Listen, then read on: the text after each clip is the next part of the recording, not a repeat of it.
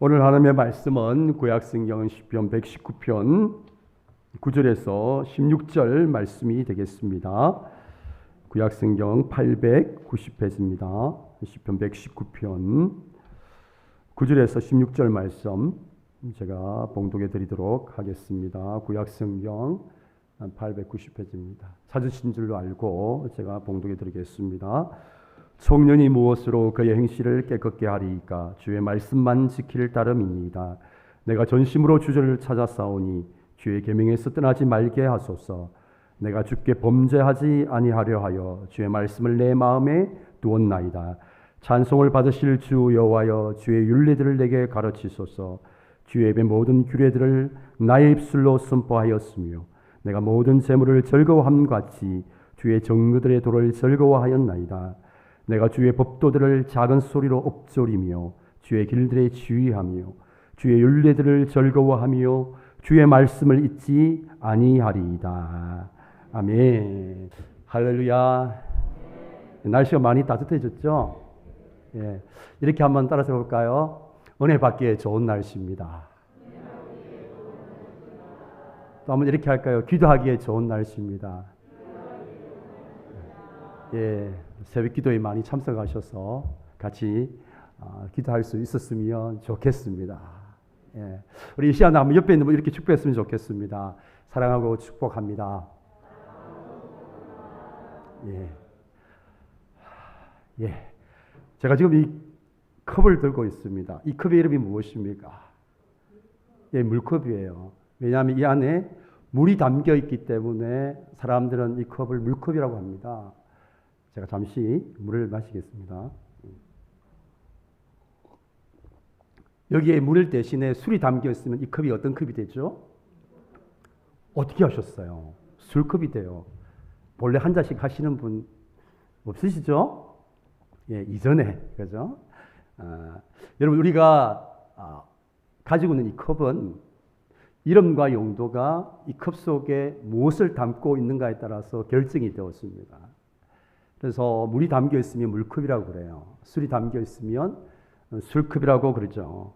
그럼 마찬가지로 우리의 마음속에 무엇을 담고 있는가에 따라서 우리의 이 용도와 우리의 정체성이 결정되는 거예요. 우리 마음속에 무엇을 담고 있는가 하는 것이 참 중요합니다. 여러분 왜 그럴까요? 우리 마음속에 담겨져 있는 것들이 밖으로 나오기 때문일 거예요. 제가 방금 물을 마셨잖아요. 이 속에 담겨있던 물이 밖으로 나온 거죠. 그럼 우리는 이 땅을 살아가면서 사람들과의 관계 속에서 모든 우리의 행위 속에는 우리의 마음속에 담겨 있는 것들이 밖으로 나오는 거예요. 제가 이제 상담을 많이 하잖아요. 여러분들을 만나서 상담을 하다 보면 이것을 절감해요. 한 아버지가 찾아왔습니다. 그 고민이 뭔가 하면 자기가 사랑하는 아들과 좋은 관계를 맺고 싶은데 이런 자신의 의도와는 다르게 계속해서 사랑하는 아들에게 상처를 준다는 거예요. 이 아버지가. 선생님 도대체 내가 왜 이러는지 모르겠다고. 나는 정말 내 아들을 사랑하는데 내 아들에게 정말 좋은 것들을 주고 싶고 또 좋은 관계를 맺고 싶은데 막상 아들과의 관계 속에서 나도 모르게 아들에게 상처를 주는 내 자신을 발견하고 절망하고 그래서 그 원인을 몰라서 상담을 하러 온 분이 계세요.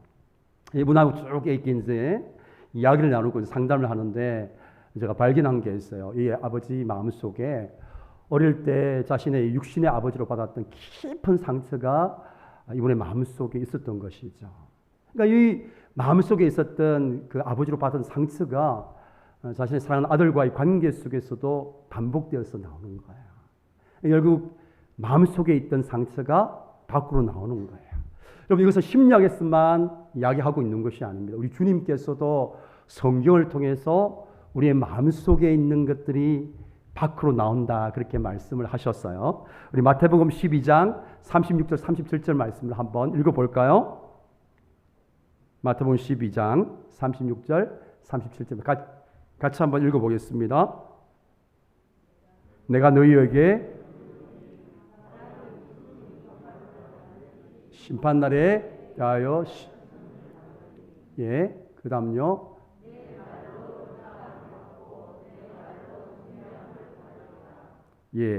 말씀이 조금 다른 것 같은데요. 이제 마태복음 12장 30, 37절 말씀 보면 이렇게 되어 있어요. 독사의 자식들아 너희는 악하니 어떻게 선한 말을 할 수 있느냐? 이는 마음에 가득한 것을 입으로 말함이라. 그러니까 마음에 가득한 것을 입으로 말함이라. 그러면서 선한 사람은 그 쌓은 선에서 선한 것을 내고 악한 사람은 그 쌓은 악에서 악한 것을 내느니라. 그렇게 말씀하세요.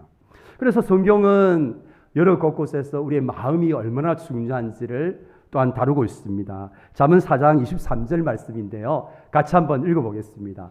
자, 같이 한번 읽어보겠습니다요. 무릇 기를 만한 것 중에서 더욱 무엇을 지키라? 내 마음을 지키라. 생명의 근원이 이에서 남이니라. 모든 지킬 만한 것 중에서 마음을 지키라. 그리고 잠언 23장 7절 말씀 보면요. 대저 그 마음의 생각이 어떠하면 그 위인도 그러하다. 그렇게 말씀을 하고 있습니다. 사랑하는 평강의 가족 여러분, 여러분은 마음속에 무엇을 담고 있습니까? 마음속에 무엇을 담고 있나요? 오늘 본문에서 믿음의 사람은 자신의 마음속에 무엇을 담고 있는지를 고백하고 있습니다. 11절 말씀입니다. 11절 말씀 보겠습니다.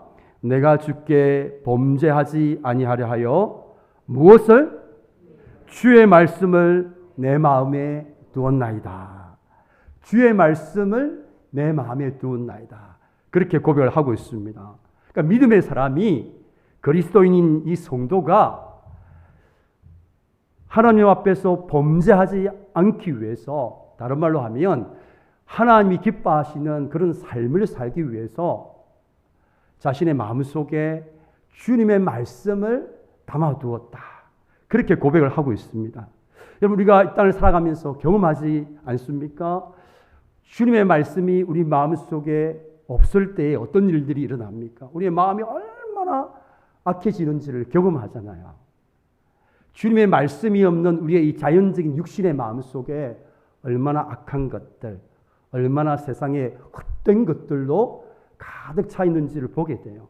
얼마나 우리가 이기적이고 자기중심적이고 자기밖에 모르고 다른 사람들이 아픔에 공감할 줄 모르고 편견과 선입견으로 사람들을 차별하고 사람들을 배제하고, 이게 우리의 이 자연적인 마음에서 나오는 것들이에요.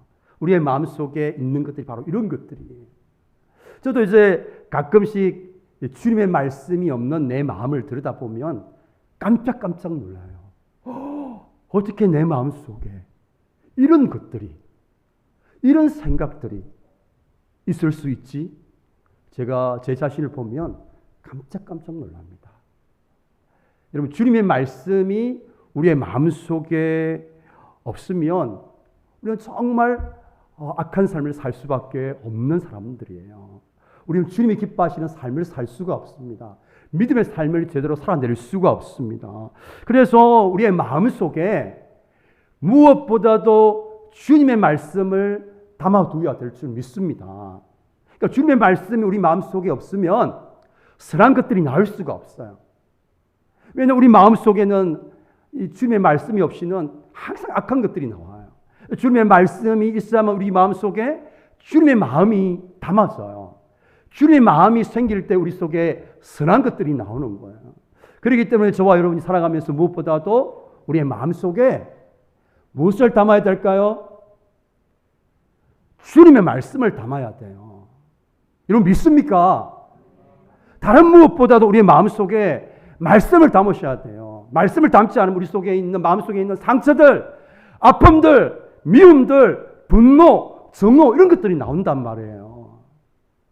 그래서 관계를 망치고 사랑하는 사람에게 상처를 줘요. 정말 사랑하고 싶은데 내 아들 사랑하고 싶잖아요. 내 딸 사랑하고 싶잖아요. 그런데 나의 생각하는 다르게 상처를 줘요. 여러분들이 저를 사랑하고 싶다 하잖아요. 저만의 착각입니까? 너무 심각하게 표정을 지으시는데 다 사랑하고 싶잖아요. 그런데 여러분의 마음속에 주님의 말씀으로 채우지 않으면 여러분들의 의도와는 다르게 저를 미워할 수도 있게 돼요. 여러분, 그래서 이 믿음의 사람들 그 무엇보다도 마음속에 주님의 말씀을 담아야 할 줄 믿습니다. 사랑하는 우리 뱅가의 가족 여러분, 정말 여러분 주님 기뻐하시는 삶 살고 싶으세요? 주님이 원하시는 믿음의 삶 살고 싶으세요? 그러면 무엇보다도 여러분의 마음 속에 주님의 말씀을 채울 수 있기를 축복합니다. 자, 그러면 오늘 본문 보니까 이 믿음의 사람이 정말 주님이 기뻐하는 삶, 정말 선한 삶 살기 위해서 자신의 마음 속에 주님의 말씀을 두었다. 그렇게 말씀을 하고 있습니다. 우리 마음 속에 말씀을 둔다는 것이 어떤 의미일까요? 이 마음에 둔다는 이 말씀을 성경 원문을 통해서 찾아보니까 이렇게 번역할 수가 있어요. 보존하다, 감추어두다. 이 두 가지 뜻을 가지고 있어요. 우리 한글 성경을 보면 이 의미가 잘 드러나지 않아요. 근데 영어 성경을 보면 여러분 히든 카드 할 때 히든이라는 단어가 여기 나와요. 무슨 뜻인가요? 감춘다는 뜻이에요. 우리 이 감추다라는 이 뜻은 제가 이미 옛날에 말씀드린 적이 있는 것 같은데요. 전문적인 군사 용어예요. 우리 남자분들 군대 갔다 오신 분들은 아시죠? 군대에서 훈련을 받을 때 자신의 몸을 적들로부터 은폐하는 훈련을 받아요. 숨기는 훈련을 받습니다. 이 적들이 막 우리를 이제 이렇게 드러나면 막 이렇게 타겟을 삼고 사격을 하면 죽을 수도 있잖아요. 그러니까 전쟁이 일어나면 우리 병사가 적들로부터 자신의 몸을 노출되지 않도록 숨기는 것을 말하는 거예요. 그런 것처럼 우리가 마음속에 말씀을 담아둔다라는 것은 우리 마음속에 말씀을 잘 감추어둔다라는 거예요. 사랑하는 우리 뱅가의 가족 여러분, 여러분의 마음속에 주님의 그 귀한 생명의 말씀을 잘 감춰둘 수 있기를 축복합니다. 자, 그러면 왜 우리가 말씀을 감추어둬야 할까요? 우리 마음속에. 거기에는 두 가지 이유가 있을 수 있어요. 자, 중요한 이유는 우리가 주님의 귀한 생명의 말씀을 들었어요. 또는 때는 우리가 말씀을 묵상하고 또 설교 말씀을 듣는 가운데 말씀의 은혜를 받았어요. 말씀의 감동이 왔어요. 우리의 마음속에 정말 그렇게 살아야 되겠구나. 나의 정체성이 그리스도인이구나. 나그네구나. 선한 청직이구나. 이렇게 막 말씀의 은혜를 받았어요. 내에 있는 모든 것들이 다 주님의 것이구나. 주님이 허락하시는 날 동안 내가 최선을 다해서 주님의 뜻대로 살아야 되는구나. 내 것이었구나. 말씀을 듣는 순간에 우리는 막 은혜를 받아요. 감동을 받아요. 내가 이렇게 살아야지. 세상의 백성들과는 다르게 살아야지. 그렇게 도전을 받는단 말이에요. 근데 이 귀한 은혜 받은 말씀들을 그냥 두고 보지 않는 존재가 있습니다. 여러분 그 존재가 누굴까요? 성경에 보게 되면 악한 자, 마귀, 사탄이라고 그래요. 이 마귀, 우리의 악한 자가 와서 우리 마음속에 이 있는 말씀을 빼앗아 간다고 그래요. 은혜 받은 말씀을 그냥 내버려 두지 않습니다. 왜냐하면 말씀이 하나님의 백성들의 삶 가운데서 역사하는 것을 이 마귀는 배 아파서 두고 보지 않아요. 그냥 절대로 두고 보지 않습니다. 말씀을 빼앗아 갑니다. 그리고 씨 뿌린 비유에 보게 되면 이것을 잘 보여주고 있습니다. 우리 마태복음 13장 19절 말씀을 한번 볼까요?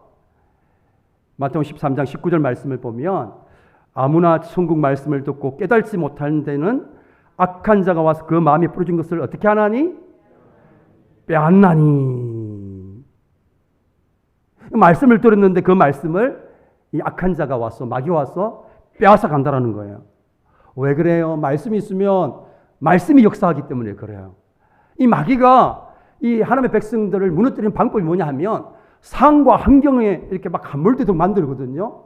상황과 환경을 보고 큰일 났다, 어렵다, 낙심하게 만들고 절망하게 만드는 게 이 사탄이 일하는 방식이거든요. 사탄의 스타일입니다. 근데 하나님의 스타일은 뭡니까? 말씀이 역사하도록 만드는 거예요. 그러니까 우리의 상황과 환경은 힘들고 어려워요. 근데 우리 속에 말씀이 있으면 어떤 일이 납니까? 상황과 환경을 이 말씀이 이겨내는 거예요. 그러니까 마귀는 이것을 도저히 두고 볼 수가 없는 거죠. 그래서 어떻게 합니까? 우리가 받은 말씀을 빼앗아 가버리는 거예요. 우리의 삶 속에 말씀이 역사하지 못하도록 힘들고 어려운 상황과 환경이 역사하도록, 그래서 저와 여러분이 믿음의 삶을 살지 못하도록 악한 자가, 마귀가, 사탄이가 와서 우리의 말씀을 빼앗아갑니다. 물론 우리는 시간이 가면 우리의 기억력이 약해져요. 여러분, 저도 그런 것 같아요. 여러분, 제가 좀 젊었을 때는 정말 기억력이 좋았습니다. 웃으시는 분이 계신데요. 이 목사님 별로 안 믿어지는데. 아니, 정말 저 기억력 좋았어요. 그래가지고 제가 책을 읽잖아요. 딱 보면 사진을 찍는 것 같아요. 딱 보는데 책 전체 내용이 딱 머릿속에 딱 들어와요. 여러분도 경험해 보셨죠? 젊었을 때도 그랬잖아요. 그렇죠? 네, 다들 그럴 때가 있었죠. 딱 보면 기억이 되는 거죠. 근데 시간이 지나니까 이 기억력이 점점 더 약해지는 것 같아요. 제가 이제 신대원 1학년 때 들어가서 첫 시험을 치는데 굉장히 당황스러웠습니다. 제가 당황스러웠던 이유가 문제가 어려워서 당한 게 아니고, 그렇게 밤을 새워서 며칠 동안 열심히 준비를 하고 공부를 했는데, 암기를 했는데, 막상 시험지를 받아보는 순간 머리가 하얗게 백지장처럼 깨끗해지는 거예요. 너무나 당황스러웠어요. 왜냐하면 제가 그런 적이 한 번도 없었거든요. 너무나 당황스러웠어요. 딱 한 번만 보면 책의 모든 내용을 다 암기할 정도로 그렇게 좋았던 제 기억력이, 아니 시험을 치는데 생각이 나지 않는 거예요. 그것도 30대 초반인데. 제가 충격을 받았습니다. 나이가 들면 아무리 좋았던 기억력도 이제 약해지는구나, 제가 느끼게 되죠. 실제로 이 독일의 심리학자인 에빙하우스가 인간의 기억력에 대한 연구를 했습니다. 그래서 만든 법칙이 있는데 망각의 법칙이 있어요. 이 망각의 법칙에 따르면 우리 인간이 이제 어떤 내용들을 들을 때에 망각이 시작되어지는데, 언제부터 시작되어지냐면 10분이 지나면 그때부터 망각이 시작된다고 그래요. 여러분 놀랍지 않습니까? 1시간도 아니고 10분이 지나면 망각이 시작되는 거예요. 그래서 1시간이 지나면 약 50%가 망각이 된다고 그래요. 그러니까 여러분들이 이제 설교를 마치고 좀 교회에 머물다가 오후에 마치고 집으로 돌아갈 때는 이미 제가 했던 설교의 절반을 다 잊어버린다는 거죠. 그리고 한 달이 지나면 80% 대부분 다 잊어버린다는 거예요. 이게 이제 망각의 법칙인데요. 우리의 이런 망각의 법칙에 의하면 우리의 기억력에 문제가 있어서 우리가 들은 말씀들, 은혜 받은 말씀들을 잊어버리는 거예요. 그러나 본질적인 문제는 뭐냐면 우리의 기억력에 관한 문제가 아니라 마귀가 말씀을 빼앗아가는 거예요. 마귀가 말씀을 빼앗아갑니다. 사랑하는 우리 평강의 가정 여러분, 마귀한테 말씀을 빼앗기지 않도록 여러분의 마음속에 말씀을 잘 감춰두시기를 축복합니다. 자, 그러면 이 마음을 어떻게 우리가 빼앗기지 않고 잘 감춰둘 수 있을까? 오늘 본문을 통해서 4가지를 나누려고 합니다. 자, 첫 번째는 말씀을 깨달을 수 있도록 기도하라입니다. 우리 함께 하겠습니다. 말씀을 깨닫도록 기도하기. 우리 12절 말씀 함께 읽겠습니다.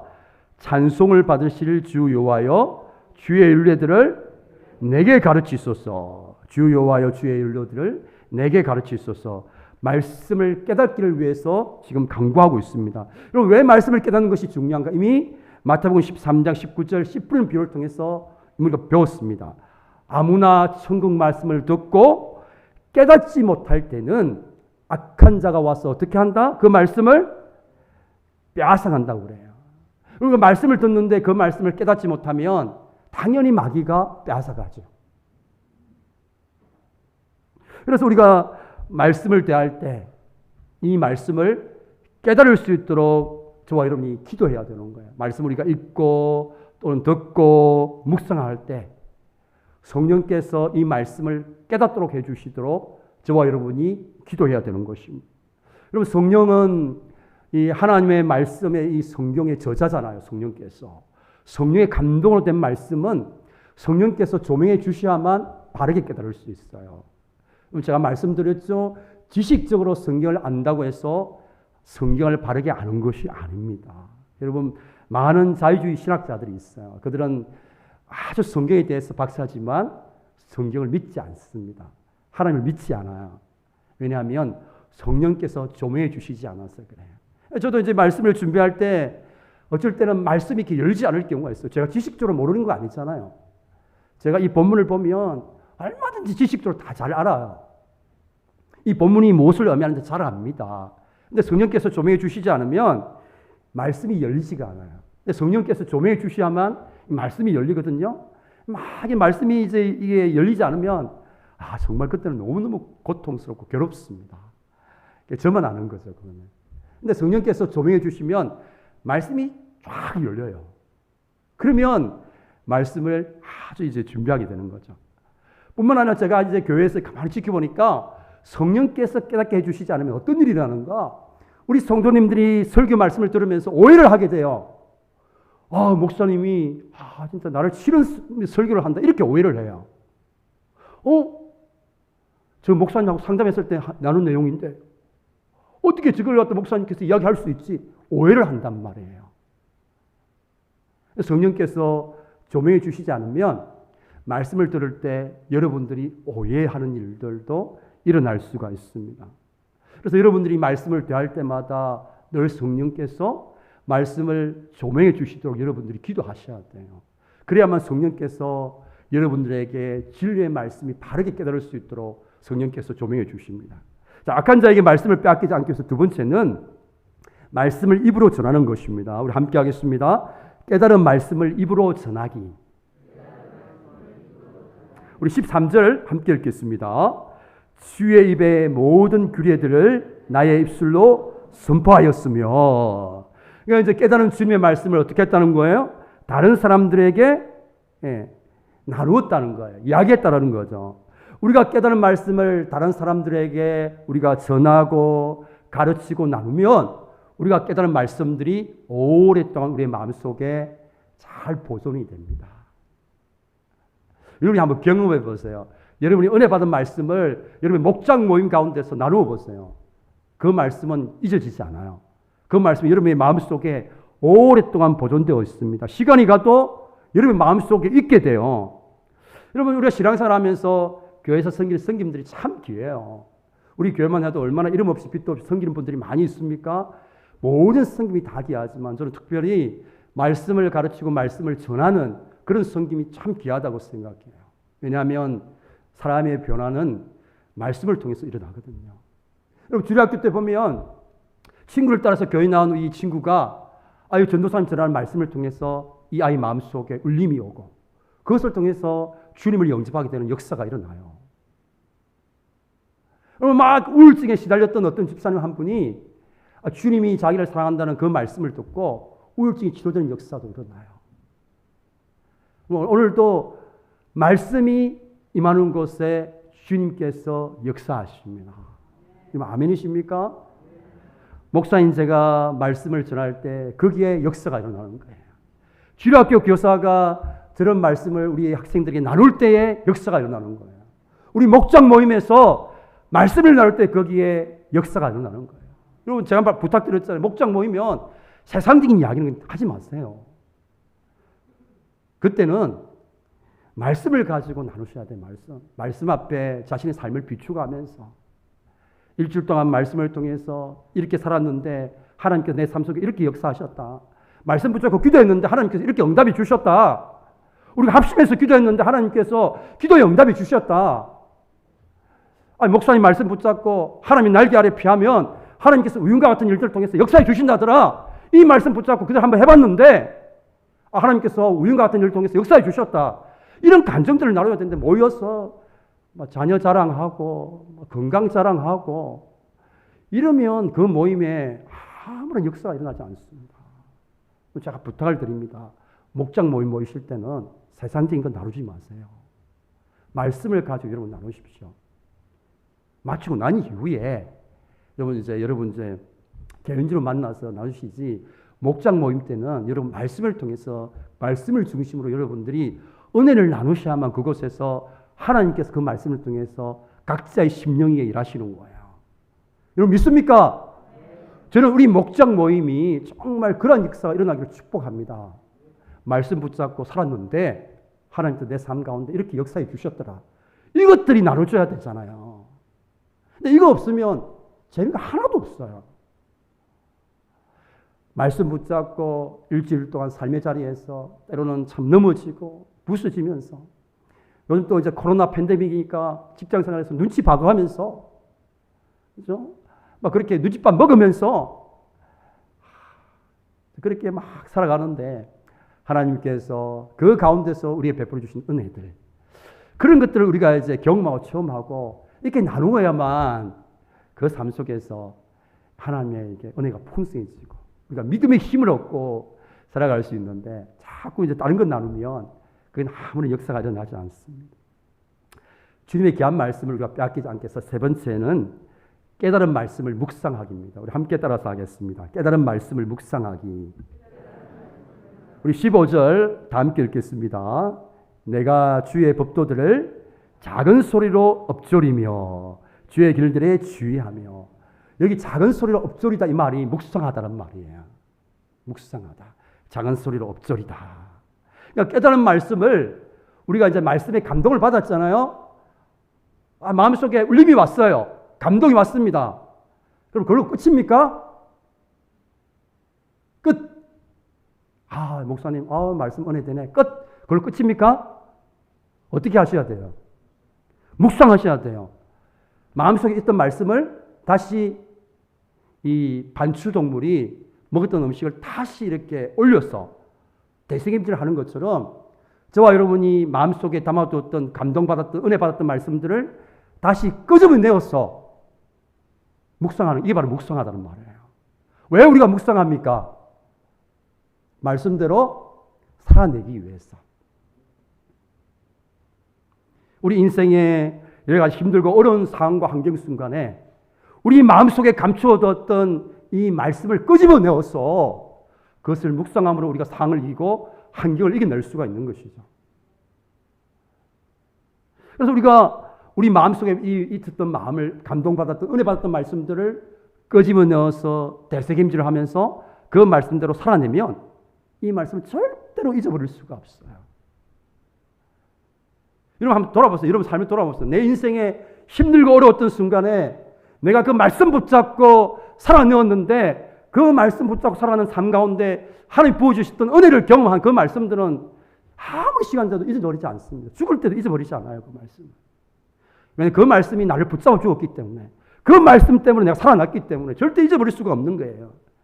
근데 우리가 은혜를 받았어요. 근데 조금 시간 지나면 어떻게 되죠? 어느새 깨달은 감동받은 말씀이 사라져요. 마귀가 빼앗아 가잖아요. 대신에 뭐가 찾아옵니까? 상황과 환경이 주는 두려움들, 이 두려움의 감정들, 세상의 근심과 걱정과 염려들이 이 우리의 빈 마음속에 가득 채워지게 돼요. 말씀을 빼앗기면 그렇게 된다니까요. 사랑하는 우리 평강 가족 여러분, 주님의 말씀을 묵상할 수 있기를 주님의 이름으로 축복합니다. 자, 우리 마지막 네 번째 우리가 말씀을 빼앗기지 않기 위해서는 깨달은 말씀을 암송하기입니다. 함께 하겠습니다. 깨달은 말씀을 암송하기. 우리 16절 다 함께 읽겠습니다. 주의 율례들을 즐거워하며 주의 말씀을 잊지 아니하리이다.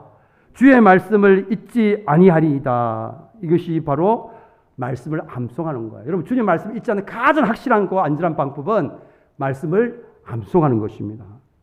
여러분 우리가 다 경험하잖아요.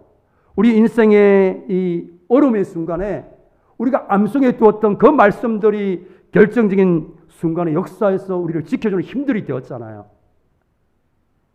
저도 가만히 돌아보면 주일학교 다니면서 우리 선생님이 막 말씀 가르치면서 이 암송하라고 했던 말씀이 있거든요. 그 말씀들이 지금 제가 많은 세월이 지났는데도 그때 암송했던 말씀들이 막 그때 성경 암송대회도 하고 이런 말씀들이 있었잖아요. 이 말씀들을 제가 기억하고 있어요. 요즘은 또 요즘 챈트로 다 배우잖아요. 주의 말씀은 내 발에 등이요 내 길에 빛이니이다. 10편 119편 17 말씀 이렇게 딱 하잖아요. 와 너무 잘하는 거예요. 이 말씀이 이제 결정적인 순간에 이렇게 생각이 나요. 그 말씀을 붙잡습니다. 제가 이제 대학교 다니면서 선교단체 활동을 하면서 제가 그때 69절을 외우고 189절을 외웠던 것이 평생에 지금까지 저의 삶을 붙드는 말씀으로 역사해요. 제가 가만히 돌아보면 저의 삶에 힘들고 어려웠던 순간들이 있었잖아요. 제 얼굴을 보면 제가 참 기공자처럼 아무 고생도 안 하고 자란 것 같죠. 정말 잘 자란 것 같아요. 부잣집 도련님처럼. 여기서 저만큼 고생한 분도 아마 없을 것 같은데요. 진짜 저는 산전수전, 공중전, 지하전, 우주전까지 다 겪은 사람이에요. 그렇게 안 보이시죠? 진짜 어떨 때는 제가 말씀드렸지만 차라리 죽는 게 낫겠다라고 생각하는 순간도 있었어요. 믿었던 사람에게 배신도 당해봤어요. 신뢰했던 사람에게 내침도 받아봤어요. 정말 죽고 싶더라고요. 근데 그 순간순간마다 어떻게 살아왔는가. 그래도 삶을 포기하지 아니하고 버텨내고 견딜 수 있었던 것은 내 속에 있었던, 보존되어 있었던 주님의 말씀이었어요. 말씀이 저로 하여금 삶을 버티고 견디게 하는 힘이 되었습니다. 뿐만 아니라 삶의 많은 수많은 선택의 순간들이 있잖아요. 무엇을 선택하면 좋을지 답이 보이지 않아요. 그럴 때마다 저는 말씀의 원리를 따라서 선택을 합니다. 눈에 보이는 상황과 환경을 따라서 선택하지 않아요. 저는 눈에 보이는 조건들을 따라서 선택하지 않습니다. 믿음을 따라서 선택해요. 왜냐하면 내 속에 말씀이 있기 때문에 가능해요. 눈에 보이는 조건이 좋은 것을 따라 선택하지 않습니다. 하나님 아버지의 마음이 있는 곳을 선택해요. 그건 그냥 되는 게 아니고 제가 오랜 시간 동안 제 속에 이 보존되어 있었던 그 말씀을 힘들고 어려울 때마다 결정적인 순간마다 이 말씀들을 끄집어내어서 그 말씀들을 붙잡을 때에 가능했던 일입니다. 여러분, 하나님의 사람들, 믿음의 사람들, 성도인 저와 여러분이 우리의 마음속에 말씀을 담아두는 것은 너무너무 중요해요. 왜냐하면 주님의 말씀은 그곳에 하나님 아버지의 마음, 주님의 마음이 담겨져 있어요. 그렇기 때문에 주님의 말씀이 우리 마음속에 있으면 선한 것들이 나와요. 정말 아름다운 것들이 나와요. 믿음의 것들이 나와요. 생명을 살리는 것들이 나와요. 소망이 나와요. 여러분 아시잖아요. 말씀 없으면 우리 속에 상처, 아파, 미움, 분노, 정오, 근심, 걱정, 염려 이것들 가득 차 있잖아요. 주님의 말씀이 이 모든 것들을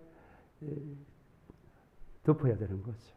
그래 우리 속에 주님의 것들이 나오고 선한 것들이 나옵니다. 여러분 말씀을 마음속에 보존하는 것은 너무너무 중요해요. 사랑하는 우리 뱅가의 가족 여러분, 여러분들은 여러분의 마음속에 말씀을 담아두고 계십니까? 여러분 혹시 목사님, 제가 이제 살 만큼 살았는데 그냥 이렇게 살다가 그냥 가면 되죠. 굳이 제가 이 나이에 말씀을 암송하고 그렇게 해야 됩니까? 라고 묻는다면 예, 그렇게 하셔야 됩니다. 여러분 말씀을 암송하는 것은 우리 어르신들 절대로 오해하시면 안 됩니다. 내 나이가 얼마인데 암송하기에는 너무 늦은 나이인데 그런 나이는 존재하지 않습니다. 지금이 가장 암송하기 좋은 때입니다. 우리 어르신들. 우리 이제 7학년 넘으신 분들, 내가 이제 인생의 마지막인데 절대 그런 거 없습니다. 한 살이라도 젊었을 때에 말씀을 마음속에 두시는 훈련들을 하셔야 돼요. 여러분, 이제 안녕히 계신 우리의 평강의 가족 여러분, 절대 여러분 은퇴라는 거 없습니다. 여러분들이 말씀에 마음에 담아 두셔야 돼요. 이 자리에 우리 청년들 많이 앉아 있는데 정말 기억력이 최고의 전성기에 이를 이때가 하나님의 말씀을 마음에 두기에 가장 좋은 때입니다. 여러분 다 경험해 보셨죠? 제가 고백하잖아요. 나이가 조금 더 들기 시작하면 그만큼 더 말씀을 암송하는 게 어렵습니다. 10번을 반복했는데 돌았으면 생각이 안 나요. 그렇기 때문에 여러분들은 가장 암송하기에 좋은 때입니다. 이렇게 하셔야 돼요. 또 여기 유아실에 계신 우리 애기 엄마들, 목사님 우리 애기는 아직 말도 못하는데요. 아직 어린데요. 뭘 말씀을 아닙니다. 여러분 아시죠? 어린 아이들은 우리보다 더 뛰어나요. 우리 큰아이 키워보니까 3살 때 시편 말씀을 줄줄 외우더라고요. 가능합니다. 우리 엄마들은 분유만 먹이지 마시고 말씀을 먹이셔야 돼요. 이거 믿습니까? 우리 애기 엄마들 믿습니까? 네. 그래서 우리 애기 엄마부터 시작해서 우리 청년들, 우리 어르신들 다 포함해서 말씀을 마음속에 두는 훈련들을 하셔야 돼요. 제가 이제 신방을 간 이야기를 마무리하고 제가 마치기를 원하는데요. 제가 신방을 갔습니다. 원로 은퇴하신 목사님 신방을 갔어요. 이제 제가 같이 살겠던 목사님이 아버님이신데 연료하셔가지고 병원에서 이제 인생의 마지막을 마무리하시고 그 이제 정신이 이렇게 이제 왔다 갔다 하시는 분인데 제가 이제 신발을 가면서 놀랐던 건 이분이 그렇게 정신이 혼미해진 상태 가운데서 그분이 마음속에 계속 입술을 통해서 말씀이 나오는 거예요. 야, 정말 얼마나 제가 도전을 받았는지 모릅니다. 이제 정신이 희미해지는 그 순간 이분은 끝까지 그 영혼이 자신의 마음속에 이 영혼 속에 보존되어 있었던 그 말씀을 붙잡고 있는 그 모습들을 보면서 제가 도전을 받았습니다. 여러분, 우리는 정말 선한 것이 하나도 없는 사람들이에요. 우리는 죄의 본성을 가지고 있기 때문에 말씀이 없으면 선한 것들이 나올 수가 없습니다. 우리의 마음에 선한 것들이 나오게 하는 유일한 것은 우리 마음속에 여러분들이 말씀을 담으셔야 돼요. 여러분, 미루지 마시고 여러분들이 오늘 예배가 마치시면 그 이후로부터 말씀을 마음에 두는 훈련을 할 수 있기를 축복합니다. 그럼 여러분의 삶을 하나님께서 말씀을 통해서 복되게 하실 줄 믿습니다. 제가 찬양을 준비했는데요. 주님 마음 내게 주소서라는 찬양이 있습니다. 같이 한번 찬양하고 우리 기도하겠습니다.